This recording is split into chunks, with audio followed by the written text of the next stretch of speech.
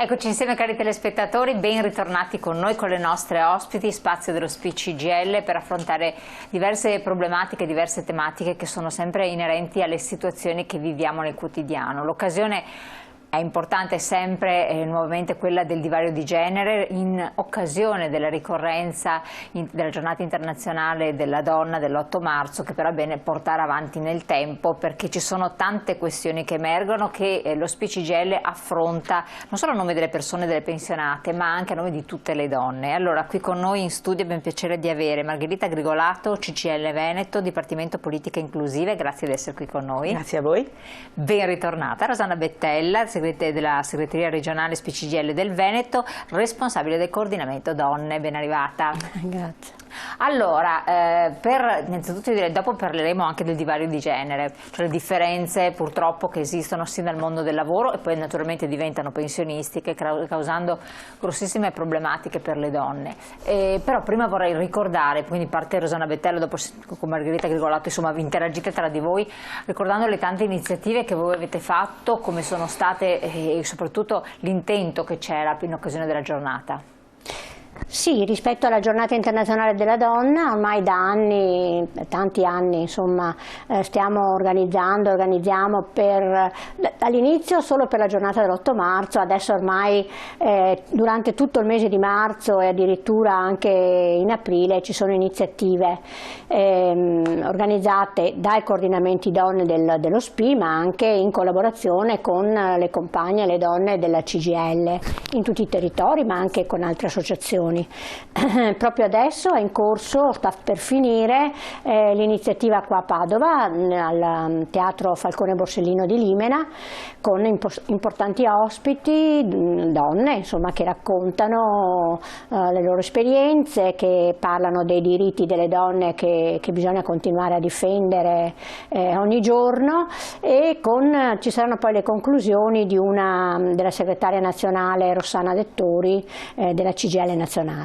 Vediamo appunto anche le slide che così ricordano le varie manifestazioni che ci sono state. Noi come coordinamento donne abbiamo fatto un'iniziativa proprio nella giornata dell'8 marzo, l'abbiamo fatta in videoconferenza perché ancora non è possibile, insomma non ci sentiamo ancora del tutto sicure di fare tutto in presenza, anche se molte di queste iniziative ci stiamo aprendo, insomma, no?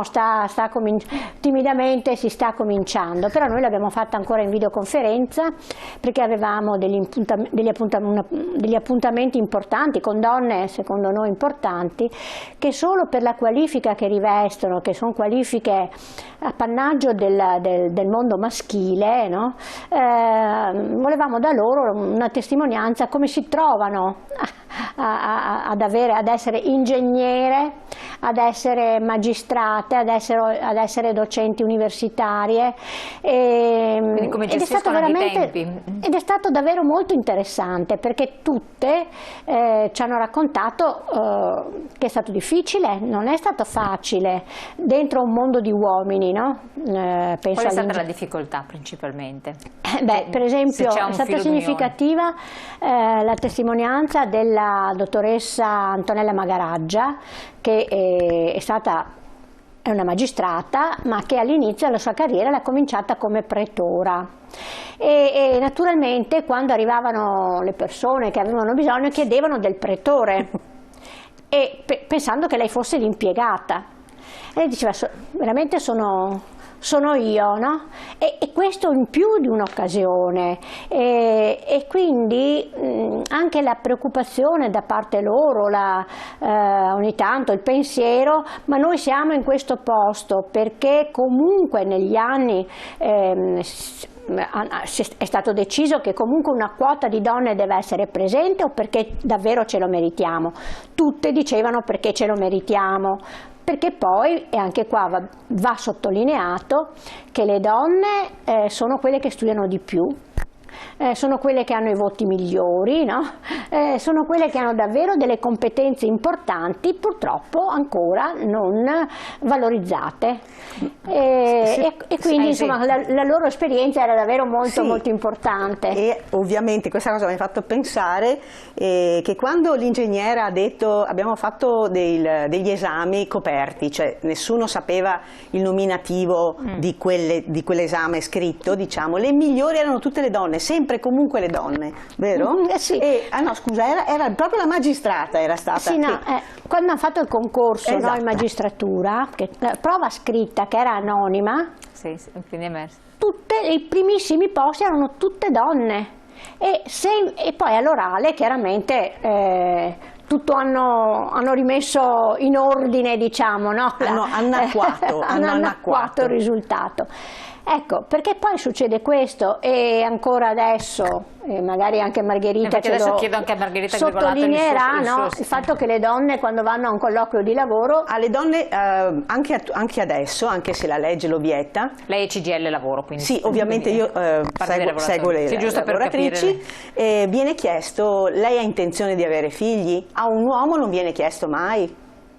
Mi riguardava, questi giorni mi è venuto tra le mani un video che avevo postato su Facebook qualche anno fa, di una gara di atletica in cui ci sono uomini e donne e viene chiesto loro, siete tutti sulla stessa linea di partenza, però io adesso vi dico alcune prerogative, fate un passo avanti e un passo indietro, e cioè siete mai stati molestati, avete mai avuto un lavoro dove vi hanno ricattato, non so, non potete usare la macchina, e praticamente i maschi erano sempre più avanti di 2 o 3 metri e le donne rimanevano indietro. Quando il commentatore dice adesso uomini giratevi e vedete se sono uguali le condizioni di partenza per un lavoro o nella vita per uomini e donne, e i maschi ovviamente come dire, hanno dovuto prendere coscienza di questa cosa. Nel mondo del lavoro, tra l'altro, la questione più evidente è stata col Covid. Quando in Veneto sono stati persi 40.000 posti di lavoro, se non ricordo male, il 96% sono state donne, vuoi per i tempi determinati, vuoi per i posti che ricoprivano quasi tutti nei comparti del turismo, piuttosto che delle pulizie, piuttosto che della ristorazione, ma sono loro che hanno perso la maggioranza dei posti di lavoro e che chiaramente hanno subito doppiamente il problema della pandemia, e magari donne che vivono da sole con figli a carico. Adesso mi viene in mente la ruota libera, mi è venuta in mente una cosa che volevo sottolineare a proposito di... voi sapete che è stato il governo per allargare un po' i diritti a tutte quante le famiglie, ha pensato all'assegno unico universale per i figli a carico. Sì. Prima, se una donna non lavorava, poteva essere messa a carico del compagno, del marito. In questo momento, se in quella famiglia, cioè con questa legge, se in questa famiglia tu hai un minore a carico, non ricevi più le detrazioni per la moglie a carico. Cioè la donna è sparita. Vuol dire che non può più mettersi a carico, non può neanche fare questo ragionamento. Ma non può avere neanche più soldi, non esiste, cioè, è come se non ci fosse. Certo. Eppure la donna concorre chiaramente non con un lavoro esterno ma con un lavoro a casa al bene familiare. Però è vero, però è una forma mentis a questo punto, perché sto parlando per le nuove generazioni, certo, ma per chi ha già una certa età, perché là sono meccanismi mai consolidati.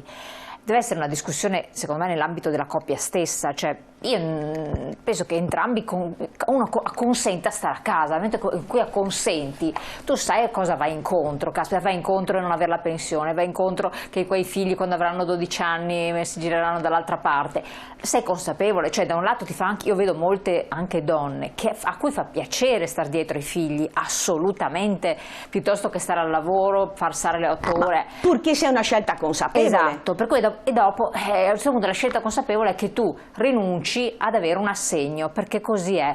Nell'ambito della famiglia bisogna concordare questo, non dire io automaticamente lo faccio, concordiamo, lo fai mezzo e mezzo, facciamo tutti e due, però ci deve essere una cosa molto più democratica ed evoluta secondo me, da insegnare anche alle nuove generazioni. Chiedo un po' a lei, perché altrimenti restiamo sempre ancorati ai soliti mi ha lasciato far lavorare. Ma come mi ha lasciato lavorare? Ho scelto di lavorare, ho scelto di non, ho scelto consapevolmente. D'altro canto, credo, no? come diceva Rosanna prima, io ero all'iniziativa di Padova, di Limena, e ci ricordavano che fino al 1970, mi pare, il marito, l'uomo di casa, no, fino alla Costituzione, aveva il diritto di vita e di morte sulla moglie, sulla compagna, quindi c'era lo ius corrigendi, cioè io ti mazzolo perché devo insegnarti come devi vivere. Io ho la patria potestà dei figli, io decido e tu non erediti. Il nuovo diritto di famiglia è del 1970, per cui insomma... Per fortuna, per fare l'evoluzione, però bisogna che a questo punto dire quella è stata storia, come dire quella è stata preistoria, se no noi siamo sempre ancorati alla storia e pensiamo ai cicli e ricicli. O no, chiedo alla parte CGIL, lavoratori dopo alla parte invece pensionati, allora, che giustamente è un'altra storia. Io credo che negli anni 70-80 le donne, le nostre madri, abbiano conquistato parecchi diritti.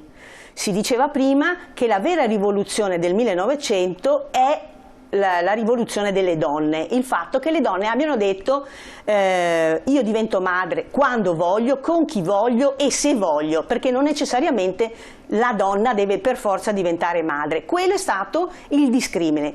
Ma quei diritti che noi abbiamo portato che ci hanno portato a casa o che abbiamo concorso a portare a casa non sono più così diritti in questo momento. E allora qui adesso torniamo appunto al discorso con la Rosanna Betella, cosa sta succedendo? Però un attimo solo di pubblicità e voi se volete scrivere i vostri messaggi, un piccolo intervallo, tra poco.